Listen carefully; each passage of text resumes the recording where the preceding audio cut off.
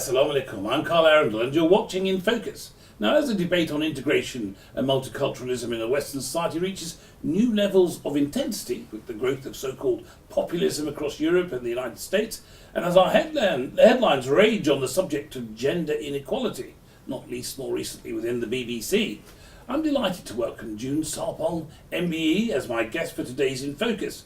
June was born and educated in East London and started her career in media on the formerly Gordon Mack-led grassroots and radical and subsequently more mainstream tempered Kiss FM radio station. She went on to become a household name, presenting shows on MTV, Channel 4, ITV. And she's appeared on BBC's Question Time and been outspoken on a range of humanitarian and human rights issues. She's an ambassador for the Prince's Trust and a big campaigner for the Make Poverty History movement. At the end of last year, she published a new book, Diversify, 6 Degrees of Integration, in which she examines the research behind the diversity and discrimination and explores our common humanity. June Sarpong MBE, Assalamu alaikum. Alaikum salam. Welcome to In Focus. Thank you for having me. I'm delighted to be here. Now, you say in your new book, Diversity, 6 Degrees of Integration, an argument, you say, for the moral, economic and social benefits of diversity. What was the catalyst for you breaking away from your traditional media work to work with partners at Oxford University, the London School of Economics and the Rice Institute in Texas? Let's face it, a substantial body of academic work. Yes, a substantial body of academic work. Well, for a few years I'd been doing a lot of stuff in the sort of campaign advocacy area. So, I mean, I'd been living in America for 8 years, and while I was there, I co-founded a women's conference and women's network, and we did a lot of campaigning and did a lot of work with the UN and UN Women and lots of agencies. So while I'd been away, I was doing a lot of that stuff. So people back here perhaps hadn't seen it, but in America, that's what I was doing. And what made me decide to write the book was a few years ago, while living in America, I was on set and a young man appeared who was covered head to toe in tattoos and gang markings, or at least that's the assumption that I made. And it was the weirdest thing, Carl. I felt really uncomfortable around him and intimidated and, if I'm honest, kind of scared. And he hadn't behaved aggressively. He hadn't behaved in a menacing way or anything like that. I just had all of these ideas in my head about who I thought he was based on his outer appearance and his outer packaging. And, you know, as a woman of colour, I know what it feels like to be judged for reasons that you have no control over. And it was the weirdest thing. In that moment, I was able to see this issue from both perspectives, as opposed to always looking at it as being on the receiving end. So I'm happy to say I went to speak to him, and he had a difficult start in life. He'd made some maybe not so right choices, but luckily our sound man had taken him on as an apprentice. And I just thought, wow, this is going to be so hard for this young guy to be everything that he can be, because even people like me prejudge him. I mean, if I'm prejudging him, what hope has he got? And so that's what made me want to start the conversation, and really that's how the book came about. And I wanted to make sure that it wasn't just anecdotal, that there was also a lot of hard research to back it up, which is why I partnered with Oxford and LSE and got lots of data from Rice as well. And that's really how it came about. Now, I know your book, Diversify, covers a whole range of areas, and, but, you know, we're on the Islam channel, and so you'll forgive me for focusing a little bit on the Muslim community. Now, what are the key components, you say, of discrimination faced by Muslims and Muslim men in particular in Western society? You make the point that terrorism has been the defining dictate, I'm quoting you, of the Western view of the other Muslim men. You say that Muslim men have overtaken black men as primary figures of fare. Brown has become the new black. A lovely term. In the modern collective Western psyche, you say there are only really 2 kinds of Muslim men: those who will harm us, and those who probably won't. And nobody seems to know the difference. Did your research for this book frame your understanding on this issue, or was your interest invoked through direct experience? Direct experience. So I grew up in East London in a very multicultural area, and the wonderful thing about the community that I was raised with was we all came from everywhere. And so, my family were Ghanaian immigrants. A lot of my friends were Pakistani Muslim. I had friends that were Hindu. I had friends that were Jewish. Everybody it was a melting pot. And then the majority of people there were white working class. Survivors of the Second World War. Just to get clear, that was Leighton, I think, sort of newer. Walthamstow. Yeah, Walthamstow. So I was born in Forest Gate, but I was raised in Walthamstow. And so for me, I had always had a very strong connection with the Muslim community, and a lot of my friends were, and I would go to their houses to celebrate Eid and so on. And so I had always been comfortable with the religion. I'd always been comfortable with those from countries that were majority Muslim countries. It was always something that was just normal to me. And then with everything that happened from 9/11 onwards, then we had this sort of hysteria and this fear that was generated from terror and from subsequent terrorist attacks. And as a result, there's never been a sort of sensible, rational conversation around it. It's become the framework with which we look at all Muslim men. And then what happens is, because of the fear of Muslim men, when you look at the attacks against Muslim women, because there is such a visceral fear of Muslim men, then people then act that out on Muslim women. And so for me, I wanted to be able to have the conversation within the book to those who are from a sort of a mainstream society, to be able to sort of honestly call out some of this stuff, but also in a way that makes us all question ourselves, and then I hope do justice in putting across the side of what it feels like to You're be. echoing your tattoo man experience. Yeah, completely, totally. Now, many will argue that the disconnect goes beyond the issues of terrorism, although you've highlighted the fact that this was a catalyst, really, in 9/11. That at its core is blatant racism. Yeah. The disparities in economic prospects show that Muslim men are nearly 3 times as likely to be unemployed than their white counterparts, with as many as 71% of Muslim women being unemployed. Yeah, and 50% of Muslim households are in poverty in this country. According to David Lammy's recent report, the racial bias in our justice system, this is a recent report, is creating a social time bomb. Those are his words. The Muslim prison population is now 13,200, with Muslims representing 15%, when they're only 5% of the population at best. Not even 5%. Now, it's been 18 years since the Macpherson report from Stephen Lawrence declared that there's institutional racism in our police force. Do you think that racism is still institutionalised in Britain? Yeah, of course it is. I think it is, for sure. I think we have to have honest conversations around it, which is why I wanted to write the book, which is why I wanted to present the arguments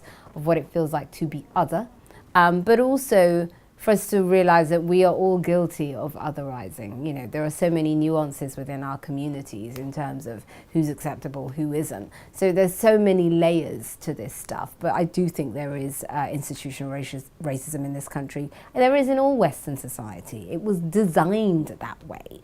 And we haven't yet systematically pulled apart the old way of being to create what I'm calling the other way. So, yeah. Now, in your book, you recognise, and I quote you, the rise of populism has destabilised the political and liberal centre ground in many Western countries, and Muslim men across the socio-economic groups find themselves on the default lines. Now, you say that for all our sakes, we must face this epic twofold challenge in front of us to tackle the root causes that lead Muslim men to become radicalised in the first place, and to quash the Islamophobia that has reared its ugly head in response. Now, we have seen a dramatic rise of the far right. Of course.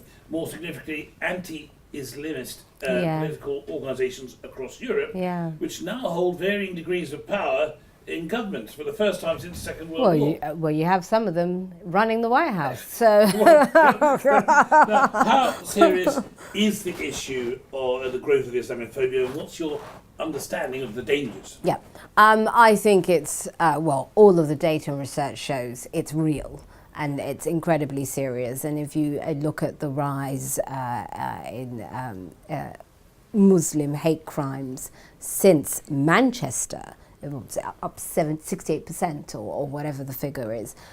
This is absolutely real. And I think it is seriously, it's dangerous in so many ways. And actually, why I want to create a framework where we allow conversations to happen and we allow communities to connect is, for me, having grown up around so many Muslim people, when all this hysteria happened, I never took it on board because I had so many experiences to counter what was being reported in the news. And that's what happens, particularly if you're a black woman and you see that black men in your culture are demonized or presented as this primary source of fear. Again, you don't accept that because you have so many experiences to counter that. And that's why I think it's so important that we figure out how we create a framework to allow communities to integrate. Now, what I say in the book is why it's been easier with some of the former colonies, in particular with Caribbean countries or West African countries, is because they were former colonies. Most of those countries also spoke English. Even if they had their mother tongue, English was the second language. And so when those communities came over to Britain, it was easier to integrate because, yes, they had heavy accents, but they spoke the language. Let's just get this clear. They didn't have an easy time. No, they had a terrible time. But what I'm saying is that actually that older generation were able to integrate perhaps more so than older generations that had come from predominantly Muslim countries. This is what I'm saying. Yeah. And what we need to do is, which is why I like some of the stuff that Brendan Cox is doing with his great get-togethers, is finding the common ground, is giving people a reason to get together that is outside of who they are. So there is that common purpose, and I think that's really key as a starting block of how you start better integrating communities. Now, you mentioned that you were slightly immune to some of the sensational headlines that you kept seeing. Yeah. Because you saw a different side to everybody. Well, my whole life had been a different side. But the mass population, the populist movement, has grown out of those headlines, hasn't it? Yeah. And I'd like to ask you... And I would say that it would not...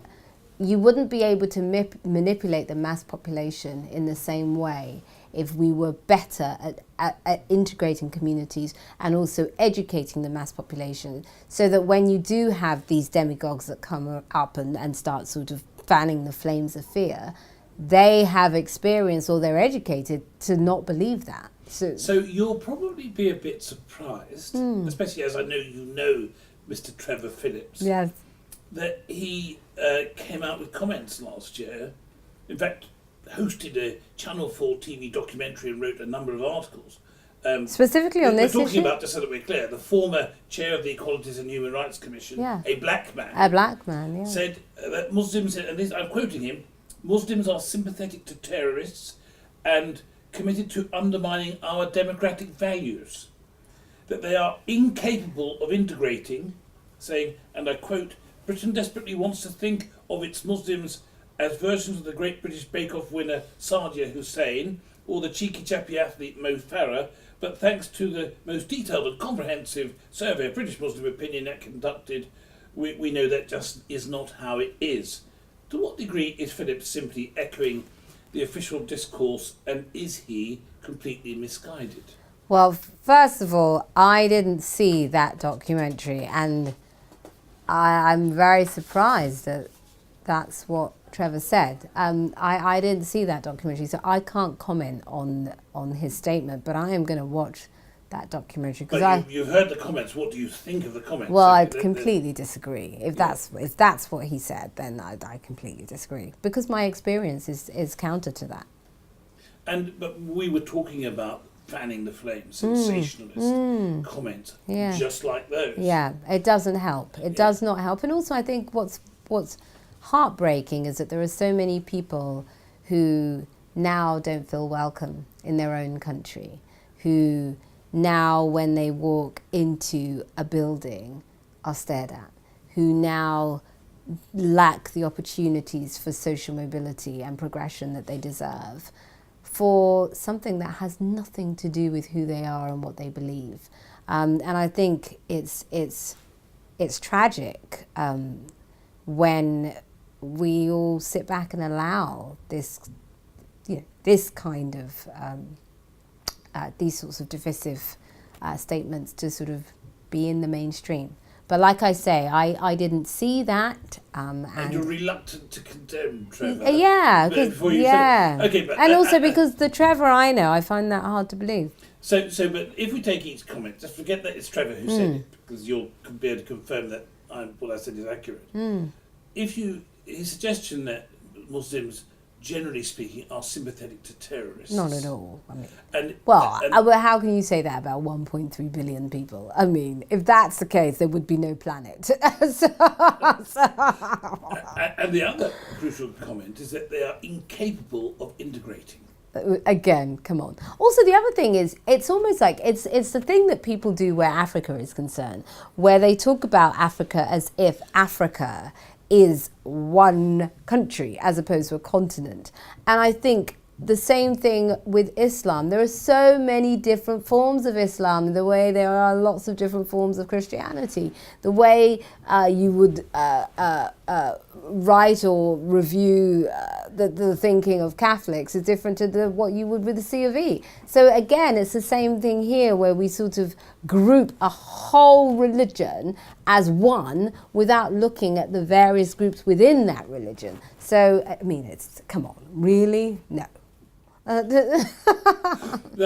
in the section in your book on radicalisation, you respond to the government's strategies of removing passports, revoking citizenship, imprisonment without trial. These are the areas by arguing it. And this is your words that you say they are short-term responses when what we need is a long-term solution of prevention. And also they can say, you know what, we're not quite sure how to tackle this. We don't know. You think they should say that? They should say that because if you look at how it happened and started in the first place, this is decades worth of resentment and strategic planning. So to now try to deal with something that is probably a 60, 70-year-old problem and to try and figure out a solution in a couple of years, it's probably not possible. And I think it's about being honest to say we are going to look at every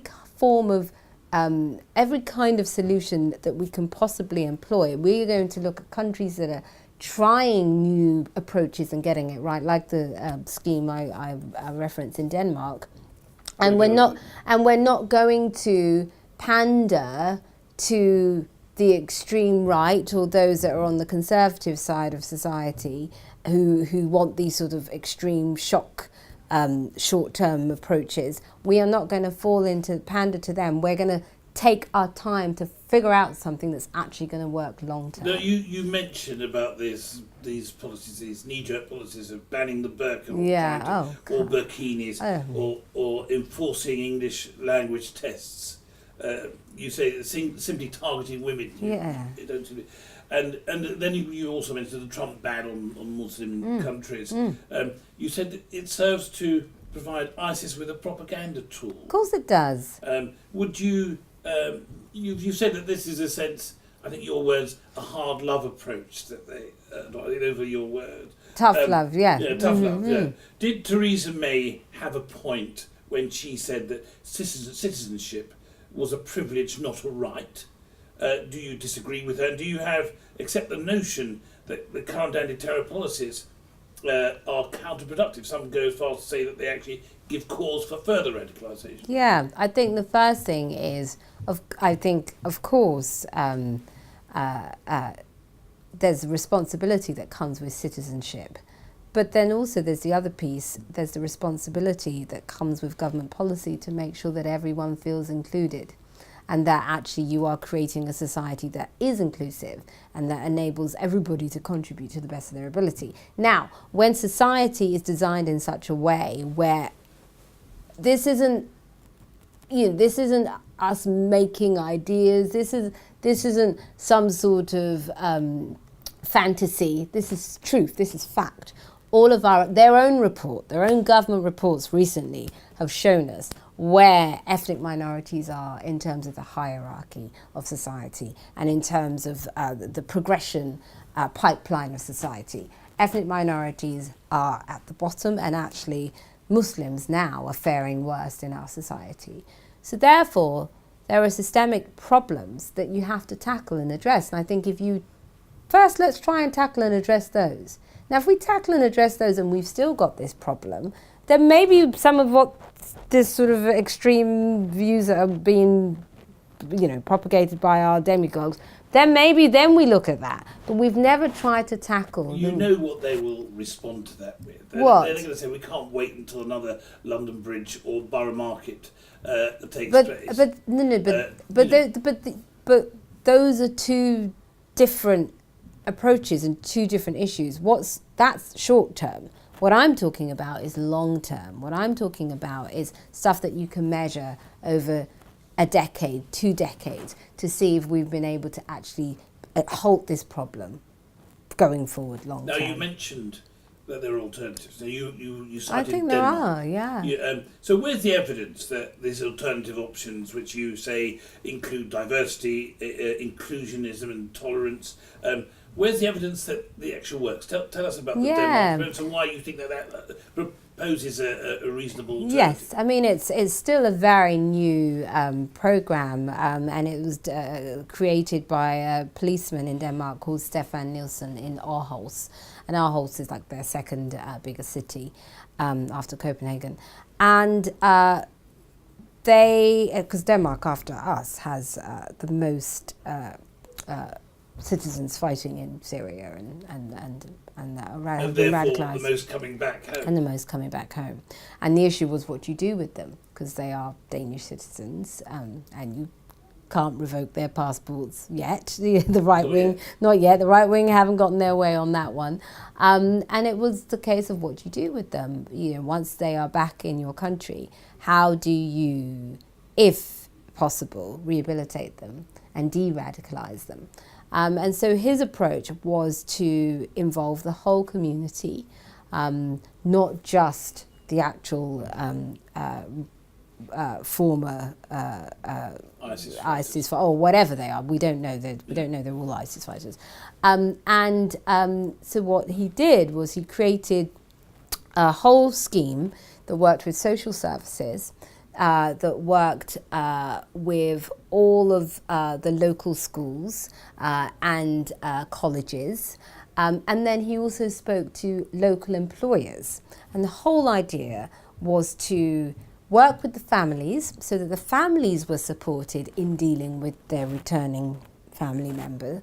And then also to give those young men the opportunity to actually contribute to society, to retrain them, to actually help them get jobs, and then to offer emotional counselling, because often when they've been in these war-torn areas, what they thought they were going for and what they've actually experienced when they get there are usually two very different things.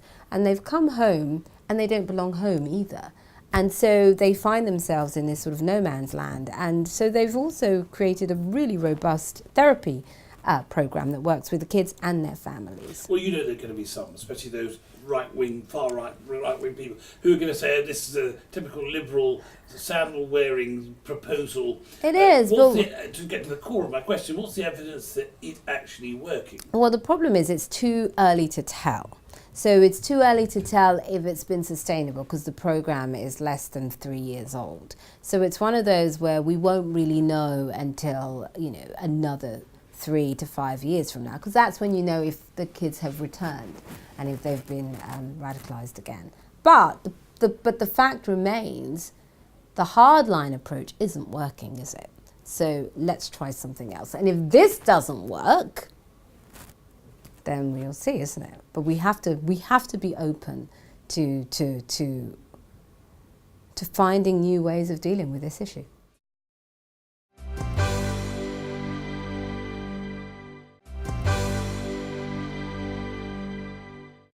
What do you make of the UK government strategy? I mean, it suggests that the multiculturalism experiment was a mistake. Well, that was Cameron. That was Cameron. I don't think Theresa May thinks that. I think he thinks but that. Theresa May has taken the baton, hasn't she? Herself and Michael Gove. I think that very few serious, reasonable thinking individuals are going to join with David Cameron now with his speech that he made in Munich, in which he said that they made a mistake in tolerating, and I quote him, tolerating these segregated communities behaving in ways which run counter to our values, even though these were the very words that Trevor Phillips echoed. You'll find out for yourself when you check. What degree are our senior politicians responsible for encouraging a climate of Islamophobia? Well, I think the problem is, first and foremost, that many of our politicians are completely out of touch and have no experience of what it feels like to be discriminated against in our society, and also have no experience of properly understanding these communities.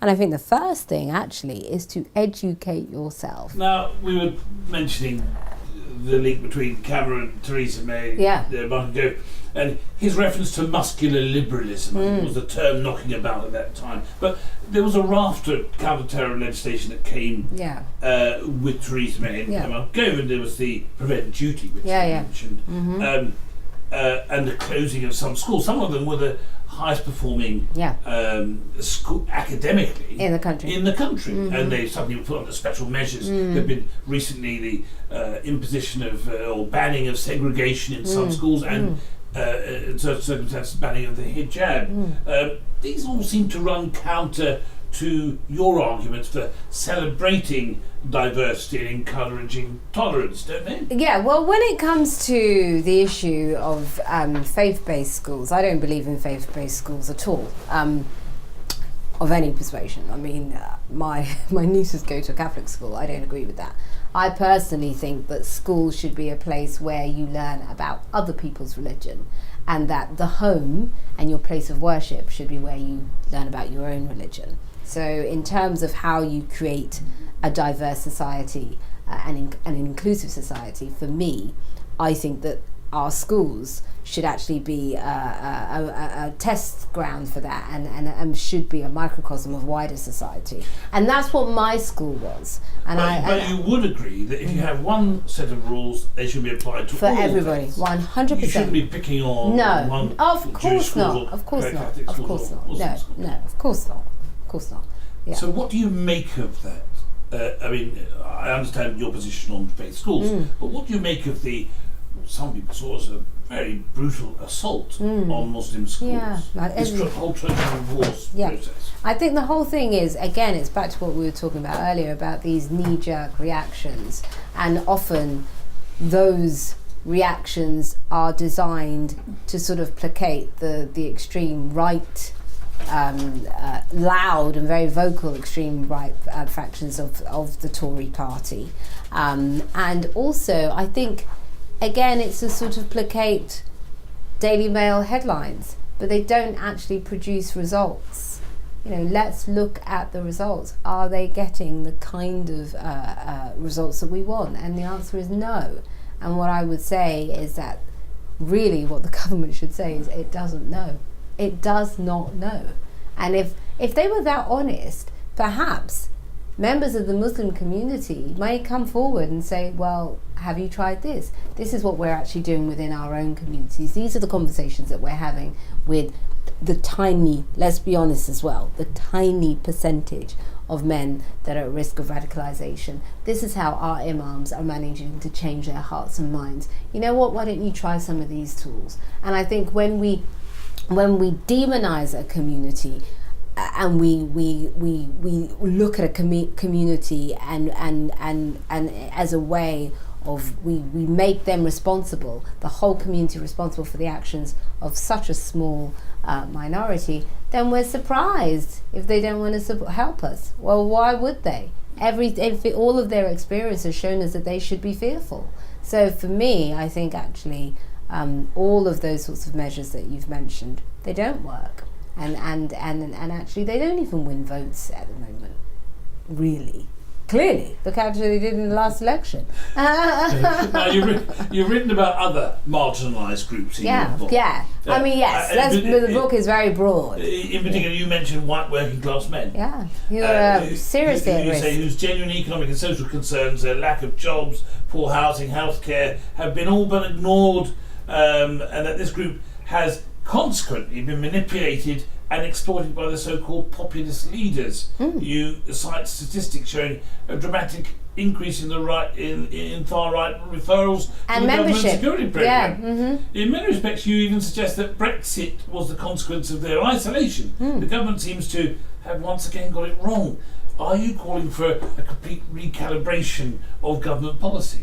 Well, what I'm calling for is politicians, and actually, I'm a big Labour supporter and have been for 20 years, but I think even the Labour government is guilty of this. Successive governments have completely ignored this community, and when you look at when Margaret Thatcher really started her assault in terms of the miners, in terms of her attacks on the unions, we didn't replace their jobs. When globalization took hold, we didn't replace those factories. So in the north it was the mines, in the south it was the factories. We didn't replace them, and then we didn't upskill and retrain those communities either.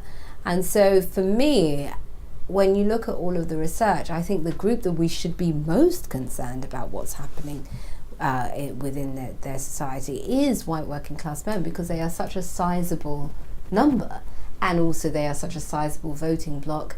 And actually, if we don't get that right, that's catastrophic for the whole of society.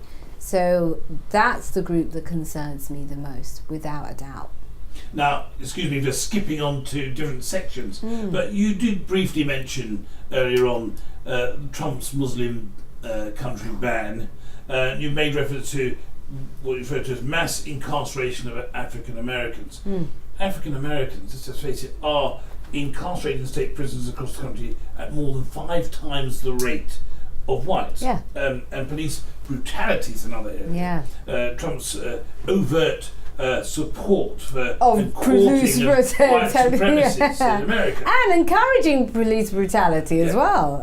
Now, are other Western leaders right to call him out for his racist policies and outbursts? Well, they should be calling him out. And are you pleased that Trump has decided not to visit the UK? Do you agree with the Mayor of London, Sadiq Khan's adoption of an anti-Trump policy, or do you think that it's against the UK's close ties and economic interests, as some have suggested?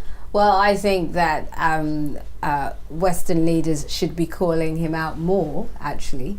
I'm very glad he's not coming to London. Actually, I'm mixed where this is concerned. So on one hand, I would have liked him to come so he could see all the protests. That would have been brilliant. I was getting my pink coat. I had my pink hat ready. I was like, I'm going to be there. So on one hand, I would have liked that. On the other hand, I think, having lived in America, one thing that's really interesting about Americans is that they are, even Americans who don't travel, so was it 60% or 70% of the population doesn't have a passport. But what's interesting is, even so, your average American really cares about America's standing in the world. They care much more so than your average Brit does. British people don't think, what's our standing in the world? In the way that Americans, it's part of the everyday conversations, it's part of the lexicon, it's the way they think. And so for them to see that Trump is unpopular, and I'm not talking about diehard Trump supporters. There's nothing you can do with diehard Trump. They love him, and anything he does, he's even said himself, he could shoot somebody in Times Square and he'd still have their support. That's true. But I think for the moderates, at the end of the day, it was the independent voters that put him in the White House. He was able to make sure that he swung enough of those voters in order to win.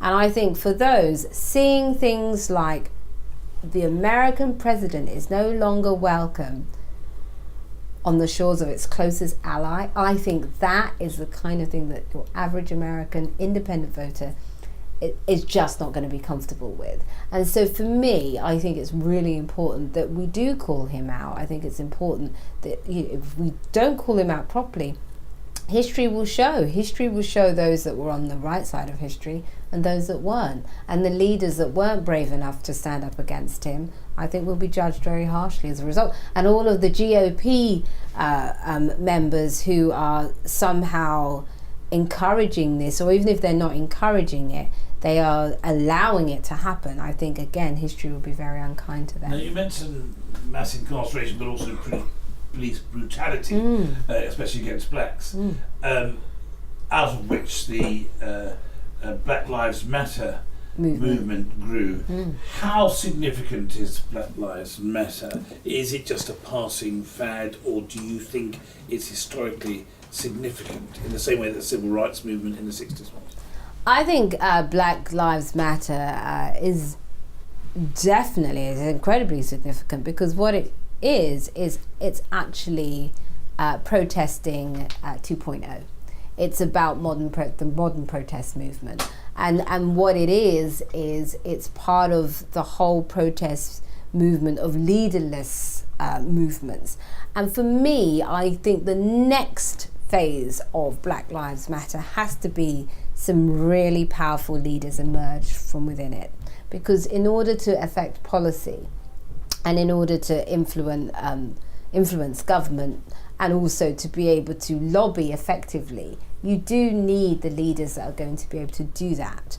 And so for me, in order for it to last and to be sustainable, there needs to be, and it doesn't need to be one, it needs to be 3 or 4 or whatever that people actually buy into, that carry that message through.